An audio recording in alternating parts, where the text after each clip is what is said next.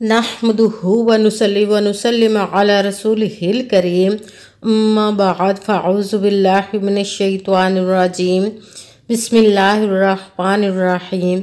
मेरे मुअज़्ज़ज़ सामाईन अकराम, अस्सलामु अलैकुम व रहमतुल्लाहि व बरकातुहू। मैं अपने रब्बे कायनात से ये दुआ करती हूँ कि मेरे जितने भी सुनने वाले हैं, रब्बे कायनात सबको सेहतमंद तंदुरुस्त लंबी ज़िंदगी अता फरमाए। हम सब की हर मुश्किल और परेशानियों तक दस्तियों में मेरा रब्बे कायनात हमारी मदद अता फरमाए। हमें ज़हनी, रूहानी, जिस्मानी अज़ियत और तकलीफ़ों बीमारियों से निजात अता फरमाए। हमें ज़हनी और रूहानी सुकून अता फरमाए। हमें बीमार दुनिया से बचा कर बीमार मदीना बनाए। और जो हम सब के हक़ों में बेहतर है, मेरा रब्बे कायनात हमारे लिए वो अता फरमाए। और जो हमारे हक़ों में बेहतर नहीं, उसका ख्याल भी हम सब के दिलों से निकाल दे और हम सबको अपनी रज़ा पर राज़ी रहने वाला बना दे। आमीन सुमा आमीन। आज पीर शरीफ है। पीर के दिन 3 बार ये वजीफ़ा पढ़ लें। एक ही दिन में ये वजीफ़ा पढ़ना है और एक ही दिन में आपकी हर हाजत पूरी हो जाएगी। हर मुराद रब्बे कायनात पूरी अता फरमाएगा। आपकी हर मुश्किल परेशानी को दूर अता फरमा देगा इंशाअल्लाह। इंशाअल्लाह अज़ीज़ अपने हुक्म से आप ये वजीफ़ा आज के दिन किसी भी मकसद, किसी भी हाजत को रख के अपने जहन में जिसके लिए भी वजीफ़ा करेंगे, इंशाअल्लाह अज़ीज़ वो आपकी मुराद पूरी हो जाएगी। आप रब्बे कायनात के गैबी ख़जानों से दौलत लेने के लिए इस वजीफ़े को पढ़ते हैं तो ये बहुत ही पावरफुल वजीफ़ा है। आपके घर में बहुत परेशानी है, दौलत की वजह से, रिज़्क़ की वजह से आपके घर में फाके हैं, परेशानियां हैं, लड़ाई झगड़े रहते हैं, आप मियाँ बीवी में या आपकी औलाद में सुलह इत्तफ़ाक़ नहीं, आपकी औलाद ना फरमाना है, उसके लिए पढ़ सकते हैं। आप पर या आपके कारोबार पर, आपकी शादी पर कोई बंदिश है, उसके लिए पढ़ सकते हैं। आप अच्छी जॉब लेने के लिए पढ़ सकते हैं। आपके या आपके बच्चों की शादियां नहीं हो रही, उसके लिए पढ़ सकते हैं। आप इसके घर में कोई बहुत ज़्यादा बीमार है या आप खुद बीमार है, उसके लिए पढ़ सकते हैं। आप अपना घर ख़रीदने के लिए पढ़ सकते हैं। आप पर बहुत ज़्यादा कर्ज है, उसको उतारने का कोई सबब नहीं बन रहा, उसके लिए पढ़ सकते हैं। मतलब कि किसी भी मकसद, किसी भी हाजत के लिए आप इस वजीफ़े को पढ़ सकते हैं। मगर जब पढ़ने लगे तो यकीन कामिल रख के पढ़िएगा। कहते हैं कि यकीन कामिल होता है, पीर कामिल नहीं होता। और अच्छी नीयत रख के कीजिएगा कि रब्बे कायनात कुरान पाक में इरशाद फरमाता है, इन्नमल अमालु बिन्नियात, कि जो अमलों का दारोमदार होता है वो नीयतों पर होता है। अगर हमारी नीयत अच्छी है तो हमारा अमल भी अच्छा होता है, और अगर हमारी नीयत ही अच्छी नहीं तो हमारा अमल भी अच्छा नहीं होता, उसका अजर, उसका फल हमें अच्छा नहीं मिलता। और 5 वक़्त की नमाज की पाबंदी लाजमी रखनी, सिर्फ आपने मेहनत करनी है, बाकी सब काम उस ज़ाते पाक पर छोड़ दीजिएगा। उस मेहनत का फल, उसका अजर देना उस ज़ाते पाक की दस्ते कुदरत में है कि उसकी दस्ते कुदरत से कोई चीज़ बाहर नहीं, उसके कुन कहने की देर है और फ़याकुन हो जाता है। इंशाअल्लाह अज़ीज़ आपके दिल में ज़रा सा भी शैतानी वसवसा ना आए, या ये बात ना सोचिएगा कि हम वजीफ़ा पढ़ रहे हैं, ये कैसे होगा, किस तरह होगा। सब काम उसकी ज़ाते पाक पर छोड़ दीजिएगा, उसके कुन का इंतज़ार कीजिएगा। इंशाअल्लाह आपकी हर मुराद रब्बे कायनात अपने हुक्म से पूरी अता फरमा देगा। अगर वीडियो अच्छी लगे तो इसको लाइक कीजिएगा और आगे भी शेयर कर दीजिएगा, ताकि किसी दूसरे को हमारी वजह से फ़ायदा पहुँचे तो हमारे लिए सदका जारिया बन जाए। और जो नए हैं इस चैनल पर, इस चैनल को सब्सक्राइब कर लें और बेल आइकन को भी दबा लें, ताकि मेरी अगली आने वाली वीडियो आप तक पहुँच सके। और अगर कोई मुझसे किसी मसले के बारे में इस्तिखारा करवाना चाहते हो, या किसी काम का हिसाब लगवाना चाहते हो, या किसी काम के लिए वजीफ़े का पूछना चाहते हो, या कुरान पाक ऑनलाइन पढ़ना चाहते हो, या महफिल पाक के लिए बुलवाना चाहते हो, तो व्हाट्सअप का नंबर वीडियो पर चल रहा है, आप लोग मुझसे रब्ता कर सकते हैं।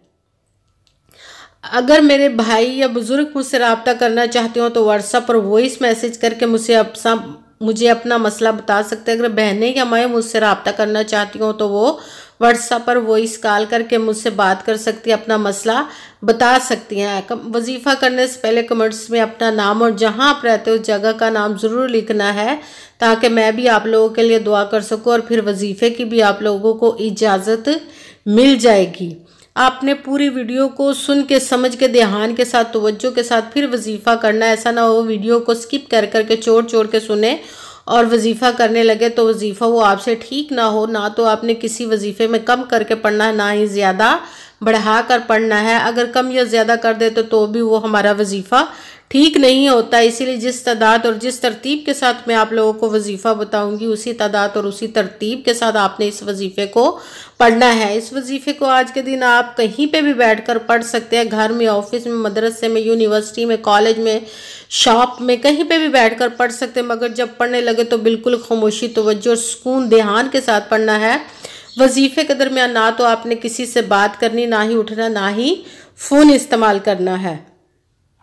वजीफ़ा मुकम्मल करने के बाद ही आपने किसी से बात करनी है या के उठना है। इस वजीफ़े को आप किसी नमाज के साथ पढ़ना चाहें तो भी पढ़ सकते हैं। अगर नमाज के अलावा पढ़ना चाहें तो भी आप पूरे दिन में पढ़ सकते हैं।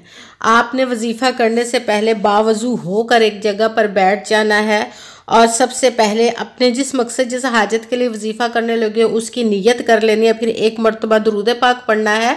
कोई सा भी दुरूद पाक पढ़ सकते हैं, मगर दुरूद इब्राहिमी जो नमाज में पढ़ा जाता है वो वाला एक मरतबा दुरूद पाक पढ़ ले, ज़्यादा बेहतर है। दुरूद पाक पढ़ने के बाद आपने आयत करीमा ला इलाहा इल्ला अंता सुब्हानका इन्नी कुन्तु मिनज़्ज़ालिमीन, ला इलाहा इल्ला अंता सुब्हानका इन्नी कुन्तु मिनज़्ज़ालिमीन, ला इलाहा इल्ला अंता सुब्हानका इन्नी कुन्तु मिनज़्ज़ालिमीन। आयत करीमा को 3 मरतबा पढ़ना है, आपने 3 टाइम पढ़ना है। और उसके बाद दूसरे नंबर पर या लतीफ़ू, या लतीफ़ू, या लतीफ़ू, इसको आपने 7 मरतबा 7 टाइम पढ़ना है। फिर तीसरे नंबर वाला वजीफ़ा आपने शुरू कर देना है, वो है या रज़ाक़ू, या रज़ाक़ू, या रज़ाक़ू। इसको आपने 21 मरतबा 21 टाइम पढ़ना है। जब 3 वजीफ़े आपके अब हो गए हैं, अब चौथे नंबर वाला वजीफ़ा आपने साथ ही शुरू कर देना है, वो है या ज़ुल जलाली वल इकराम, या ज़ुल जलाली वल इकराम, या ज़ुल जलाली वल इकराम। इसको आपने 7 मरतबा 7 टाइम पढ़ना है। सबसे पहले 1 मरतबा दुरूद पाक पढ़ा, उसके साथ ही आयत करीमा ला इलाहा इल्ला अंता सुब्हानका इन्नी कुन्तु मिनज़्ज़ालिमीन, इसको आपने 3 मरतबा 3 टाइम पढ़ना। फिर दूसरे नंबर वाला वजीफ़ा या लतीफ़ू, इसको आपने 7 मरतबा 7 टाइम पढ़ना है। फिर तीसरे नंबर वाला वजीफ़ा आपने शुरू कर देना है, वो है या रज़ाक़ू, इसको आपने 21 मरतबा 21 टाइम पढ़ना है। फिर चौथे नंबर वाला इसके साथ ही वजीफ़ा शुरू कर देना, वो है या ज़ुल जलाली वल इकराम, इसको आपने 7 मरतबा 7 टाइम पढ़ना है। अब आपके 4 वजीफ़े मुकम्मल हो गए। अब आपने 1 मरतबा वही दुरूद पाक पढ़ना है जो दुरूद पाक आपने वजीफ़ा शुरू करने से पहले पढ़ा था। जब दुरूद पाक पढ़ लिया, अब आपका वजीफ़ा मुकम्मल हो गया और अब आपने दोनों हाथों को रब्बे कायनात की बारगाह अक़दस में बुलंद कर लेना है और सबसे पहले अपने गुनाहों की बख्शिश की दुआ मांगनी है। उसके बाद जिस मकसद, जिस हाजत के लिए आपने इस वजीफ़े को किया उसकी खूब दुआ कीजिएगा और दुआओं में मुझे भी याद रखिएगा, मेरे लिए भी दुआ कीजिएगा। जज़ाकल्लाहु खैरा। जिस मकसद, जिस हाजत के लिए आपने इस वजीफ़े को किया है, रब्बे कायनात अपने प्यारे महबूब के सदक़े और अपने हुक्म से आपकी तमाम नेक और जायज़ हाजात को कबूल व मंजूर अता फ़रमाए। आमीन सुमा आमीन। अस्सलामु अलैकुम व रहमतुल्लाहि व बरकातुहू।